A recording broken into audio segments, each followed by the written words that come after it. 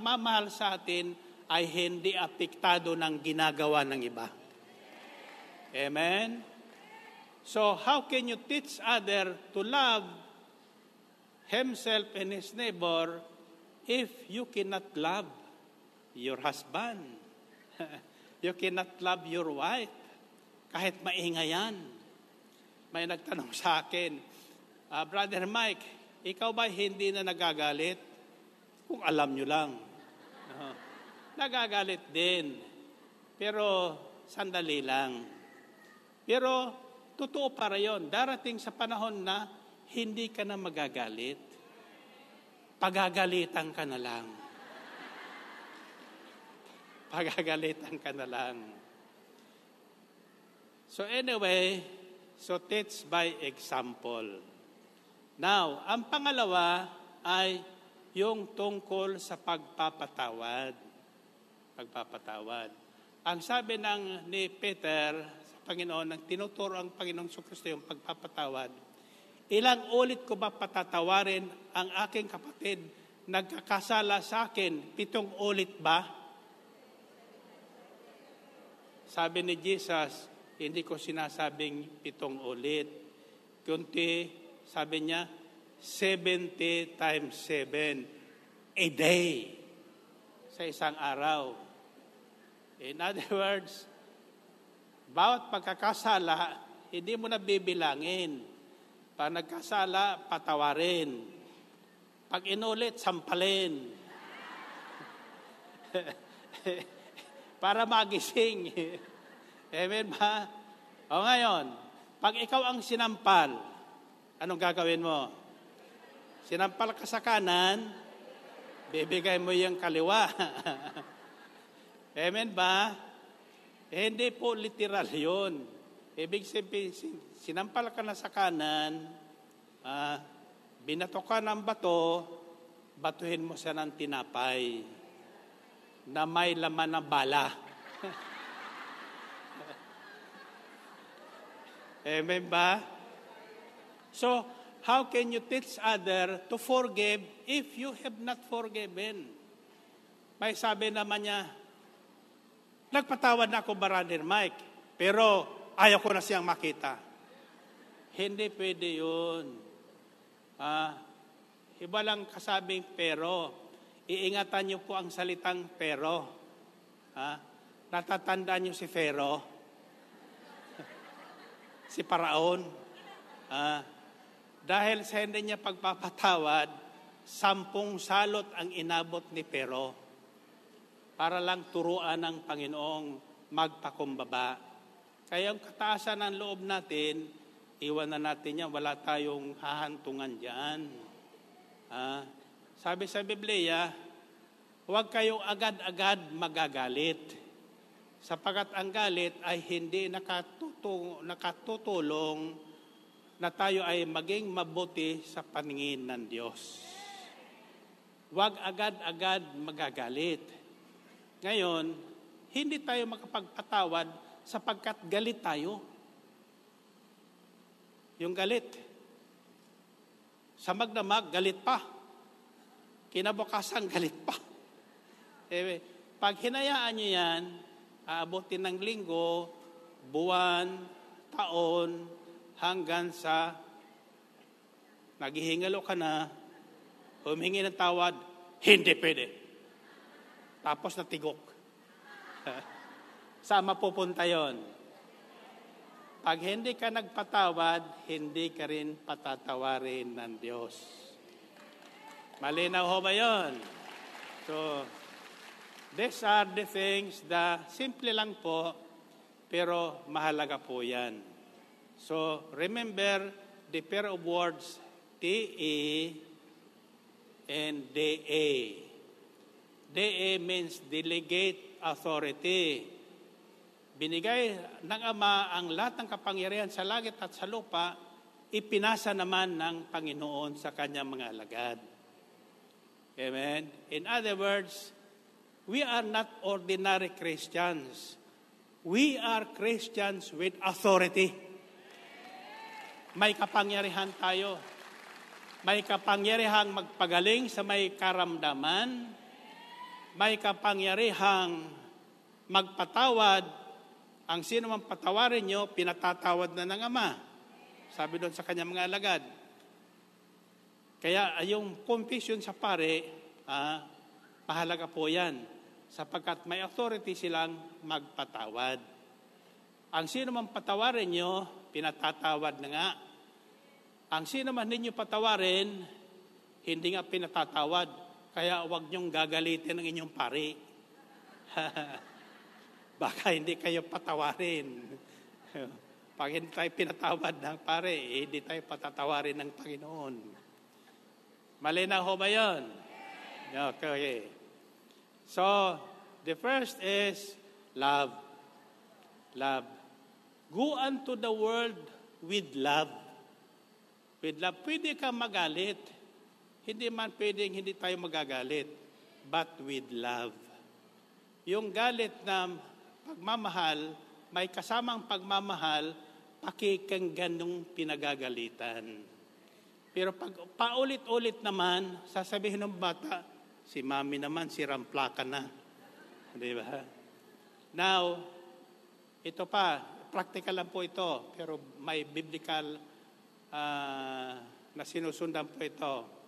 Huwag niyong pagagalitan ang inyong mahal sa buhay, mga anak, asawa, kapatid, kaibigan, sa harapan ng ibang tao. Sapagkat magre-rebuild yun. May ginagawa sa harapan ng mga tao, tingnan mo lang, dilatan mo lang. Pagdating sa bahay, saka mo pangaralan. Nakita mo kanina yung dilat ko sa'yo. Sabi ng message ko doon sa isang yung alaga nung aming katulong, si Liana. Tatanda mo niyan tamatakong ito. Pag nandilat na ako, galit na ako niyan. Pag may ginawa kang mali, isang araw, natabig yung baso. Di, siyempre, magagalit. Inunahan sa nung bata, sabi niya.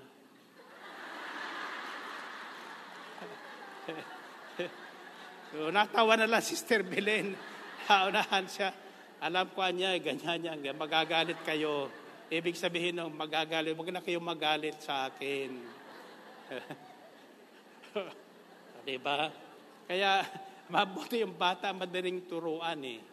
Diba? Kaya pagdating sa akin, pag galit na yan, gaganon ko na rin.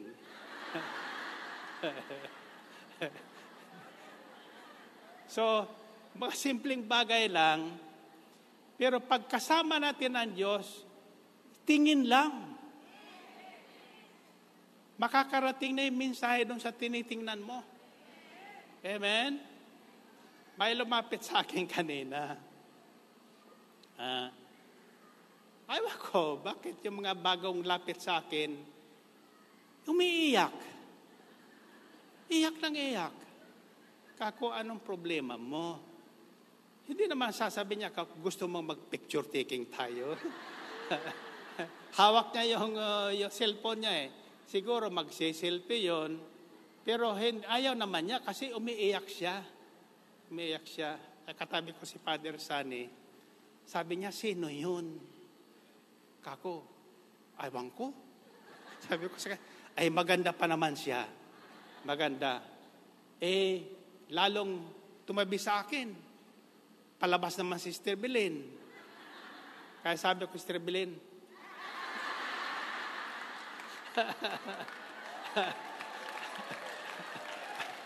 para hindi magalit. Bakit nga kaya, no? Tatanong ko kayo, bakit? Bakit? Nakakaiyak ba ang itsura ko? Tumatawa naman ako.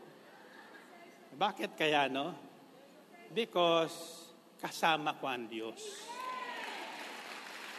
Kasama ko ang Diyos.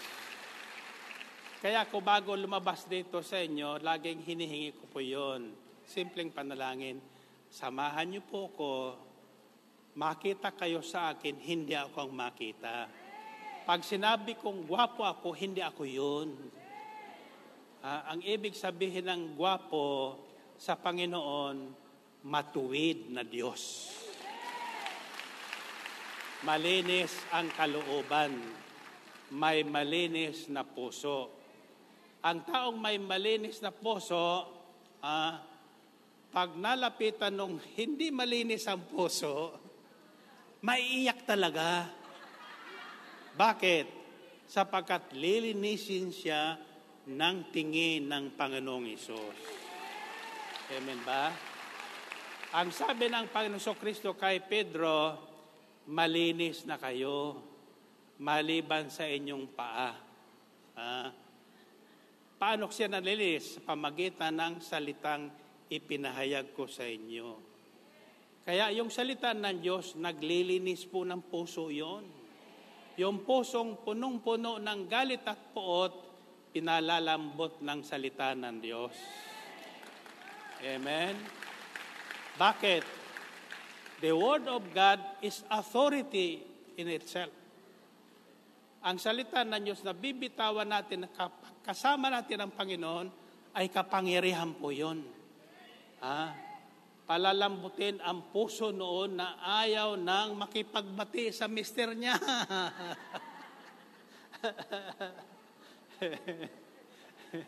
Pero mo yan, magkasama ka sa bahay, di kayo nagbabatian. Ngayon, yung lahat na may sama ng loob sa mister niya, pagdating nyo sa bahay, ang unang gagawin nyo, lips to lips. Gayahin nyo ang Pangulo natin. Amen ba? Iyon ay expression of personal touch. Personal touch. Amen ba? So, dalawa lang ang turo ko sa inyo ngayon. Iiwan niyo, madaling turuan po yon. Teach by example. TE. Then, you must remember the authority in heaven and on earth has been given to Christ. It has been delegated to all His disciples. Sa kanyang mga alagad. Lahat na tumanggap kay Kristo ay tinuturi ni Kristong alagad niya. Lalo na yung binigyan ng mga katungkulan. So, gampanan natin ang ating katungkulan with love, with compassion, with understanding, so that yung mahirap sundin, masusunod natin. Pag sinabi, siya ba? Hindi ako makikinig ngayon. Hindi pwede yun. Tingnan niyo yung ating mga graduate dito sa College of Divine Wisdom. Mga bata pa yan. But I have delegated to them the authority to preach the gospel with solid foundation. Kaya sinasabi ng ibang pinupuntahan nila, ang bata-bata naman yan. Babuti, hindi sinasagot sila, ang tanda-tanda mo naman. So, magbata sa magmatanda, pag inutusan ka ng Panginoon, go. Go. With the assurance that Christ is with you. And surely I am with you always. Sabi ng Panginoon, always. Naintindihan ba yung always? Hindi paminsan-minsan, ako'y laging kasama ninyo saan man kayo pumunta. Saan man kayo padala na bansa, kasama niyo ako. Ang sabi niya, hindi ko kayo iiwan. Hindi ko kayo pababayaan. Huwag niyo lang sabihin mahirap yan. Pag sinabi mo ng mahirap yan, hindi mo magagawa sapagkat ikaw na ang nagpahirap. Sasabihin mo, madali yan. Madaling magpatawad pagkasama mo si Jesus. Amen. Don't you ever do anything without Christ. Without Christ, we can do nothing. Wala tayong magagawa kung wala si Jesus sa atin. Amen ba? Ang tanong ko sa inyo ngayon, masusunod niya ba ang mga pinag-uutos ng Panginoon? Sino magsasabing masusunod? Kailangan. Kasi ang huling isang utos ng Panginoon ganito, come and follow me. Come and follow me. Pag sinabi ng Panginoon, come, lumapit kayo sa akin at gayahin niyo ko. Ibig sabihin ng follow me, gayahin niyo ko. Kung paano ko kayong minahal, mahalin niyo rin ang kaaway niyo. Amen ba? Taas ang kamay niyo. Dati, tayo ay tinuturing na kaaway ng Diyos. Subalit, nang tanggapin natin si Jesus sa ating puso, kusang loob, hindi natin tinuturing na kaaway, kundi ano na? Kaibigan. Tatandaan nyo, iba yung kaibigan sa kapatid. Mayroon tayong mga bagay na hindi may pagtatapat sa kapatid, pero may pagtatapat natin sa ating kaibigang matalik. Kaya may kasabihan, yung matalik mong kaibigan, number 1 mong kaawayan pagdating ng panahon. Bakit? Alam yung lahat na sikreto mo sa buhay. Amen? Kaya ako hindi nagtatapat sa kaibigan. Purihin natin ang Panginoon. Purihin ang Diyos. Ang tanong, how can you multiply yourself as a disciple of Christ? How? Paano mo mapaparami ang sarili mo? Paano natin magagawang gawing alagad ang lahat ng tao dito sa mundo, lahat ng bansa? Paano? Gusto niyo malaman? Sa Sabado.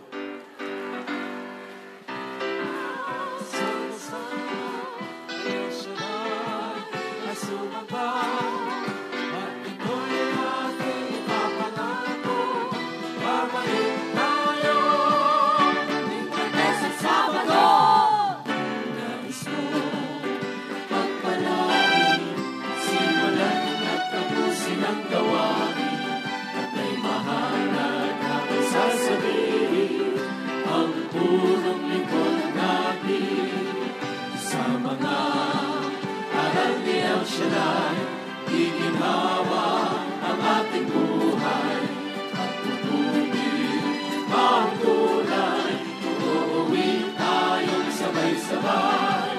Kaya't halina, sama-sama, kaya siya lang ay sumamba. At ito'y ating ipapangako, babalik tayo sa Sabado. Pagpalain, simulan at tapusin ang gawain, at may mahalaga pang sasabihin ang punong likod natin. Sa mga aral ni El Shaddai, iginhawa ang ating buhay, at pupuli pa ang tunay, tumuwi tayong sabay-sabay. Kaya't halina, sama-sama, kay El Shaddai ay sumamba. At ito'y ating ipapangako, babalik tayo tuwing Martes at Sabado. Kaya't halina, sama-sama, kay El Shaddai ay sumamba. At ito'y ating ipapangako, babalik tayo tuwing Martes at Sabado. Kaya't halina, sama-sama, kay El Shaddai ay sumamba.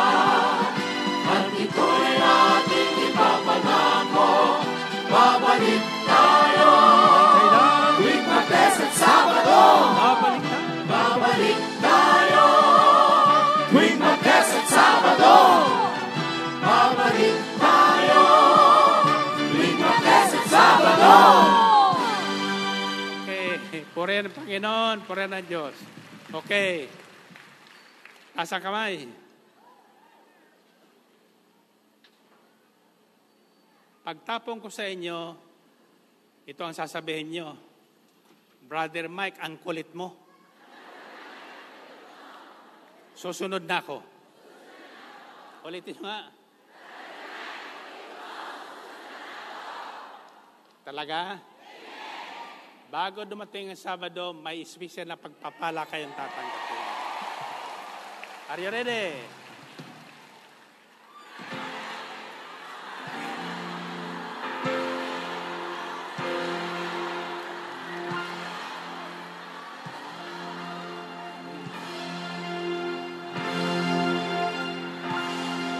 God bless you.